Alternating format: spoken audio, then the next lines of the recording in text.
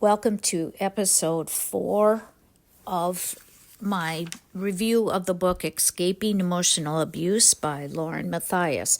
I will be covering chapters 6, 7, and 8 in this episode. I wanted to just circle back quickly to where I talked about Lauren kind of leaving a path forward for the book to be somewhat of a self-help book, and I wanted to just talk about at the summary at the end of this book about the author. And again, this was in 2019, before John and Lauren began their true crime podcast and YouTube channel.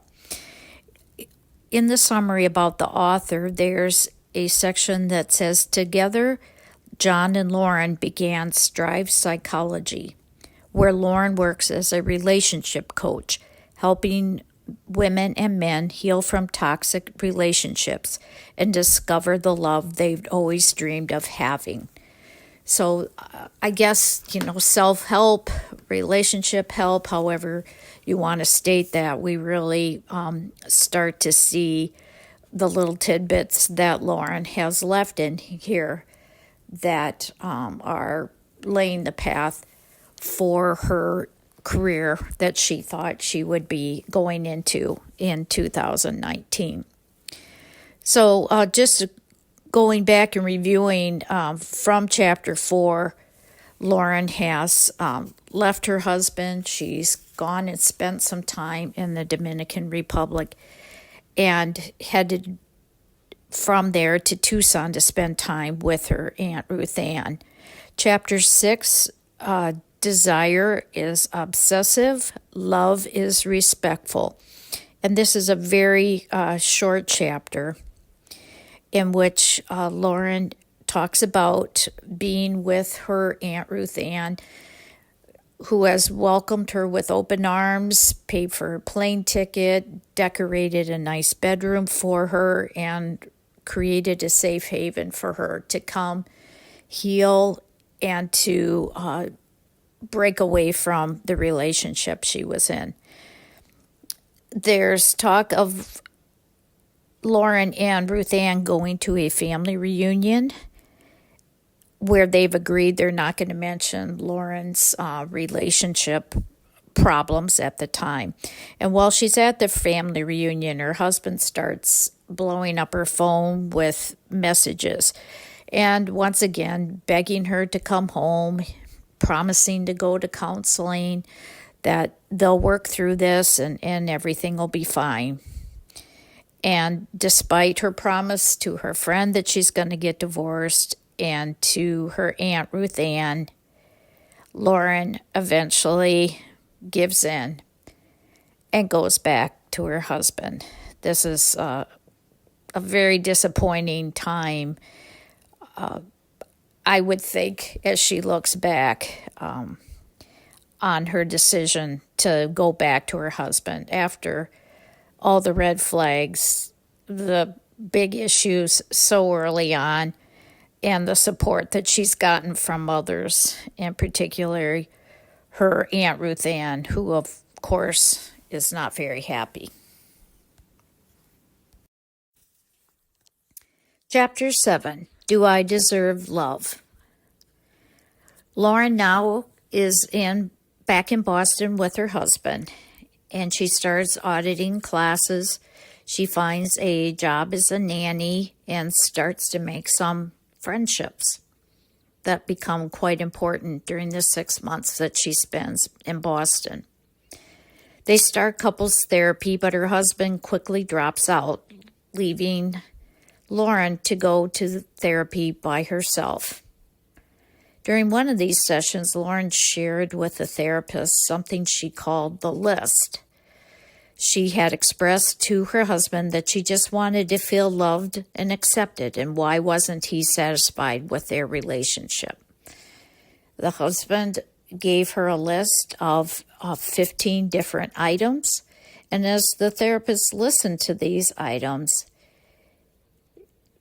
he mentions, even though he is not diagnosed her husband, it sounds like perhaps he has narcissistic personality disorder.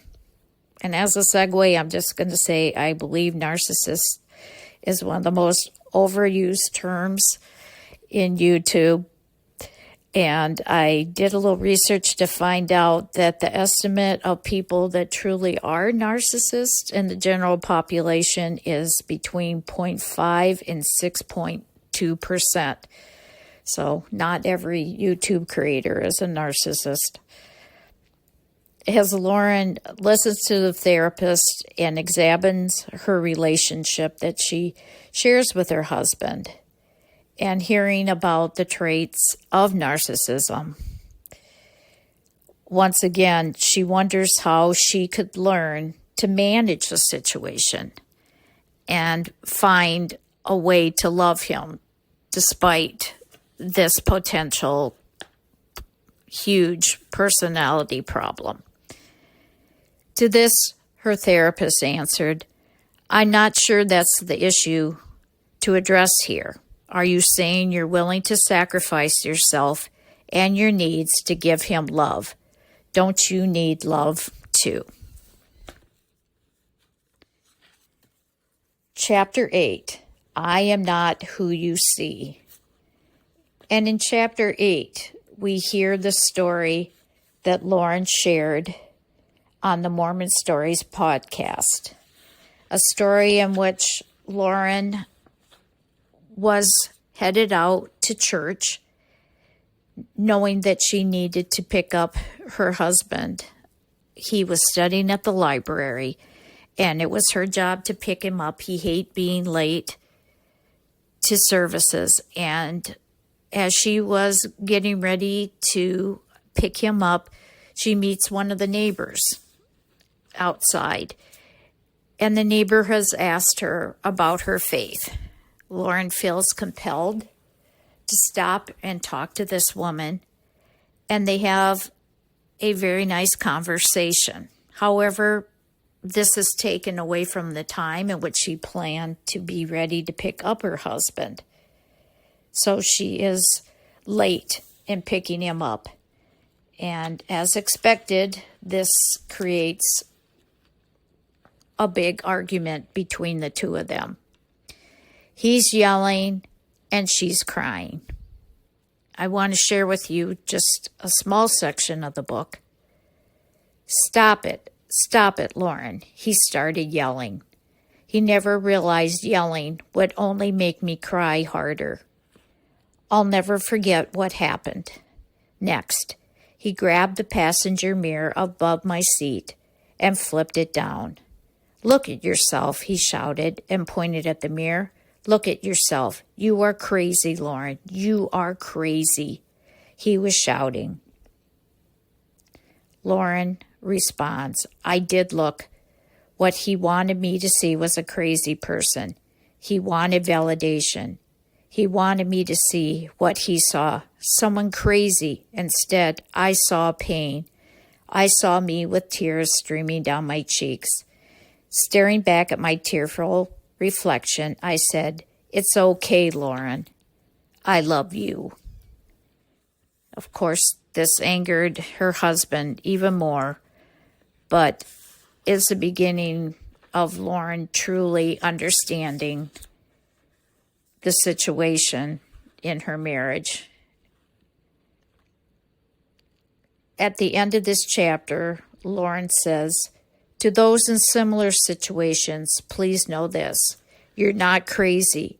If someone in your life can manipulate you into seeing yourself and your reactions as crazy, you become dependent on them. If you believe you're crazy, then you lose yourself and must now rely on them to make sense of the world and of your reactions. Please don't lose yourself. You're not crazy."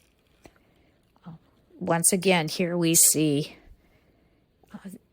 reflections of the relationship coach that Lauren is, as she's writing this book, the career that she has taken on.